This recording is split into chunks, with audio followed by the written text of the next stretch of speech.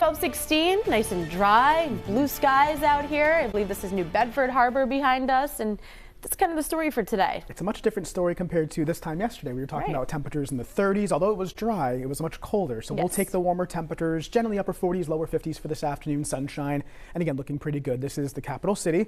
And you can see, again, nice sky conditions there. If you look closely, you can actually see 195 going east and west there. So again, as we've been saying, good news with traffic flowing both ways.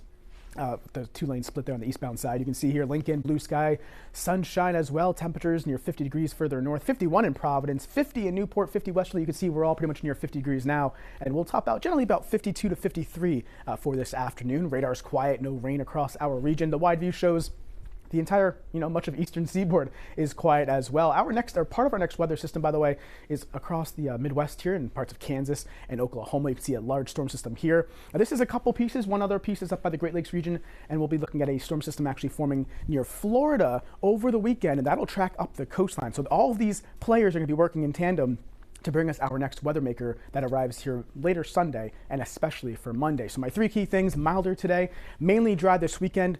Looking at that rain and wind arriving again mainly Monday, but some showers are possible later on Sunday afternoon and especially into Sunday evening. So we'll see that in just a second. But here's that wide view again showing clear skies, sunshine, dry conditions across the Northeast.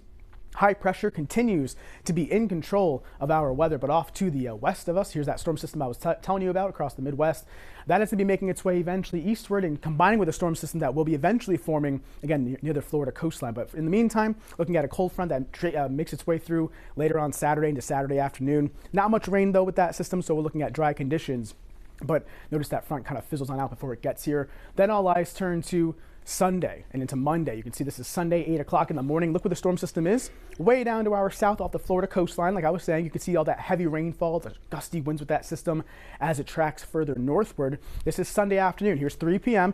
Notice, though, out ahead of the main system, there's some shower activity, some downpours that will be arriving to southeastern New England as we go into Sunday afternoon into Sunday evening. But again, the bulk of the system is still down across the Carolina region by this time on Sunday. And as we go into further beyond that into Monday morning, looking at that system to make its way up to the coast and bring us some strong winds and heavy rainfall. Backtracking, though, to this afternoon, looking at dry conditions, temperatures lower 50s. We'll be in the middle 40s, though, as we go towards dinner time, especially for tonight. Not nearly as cold as the past few nights. Partly cloudy skies, dry. Temperatures only in the middle 30s, the light west wind. And then for tomorrow, not too bad either. Looking at partly sunny skies. Temperatures, again, upper 40s to near 50 degrees, so it's certainly not too bad, especially after the cold times we saw yesterday and a couple days ago. But again, looking okay for our Saturday.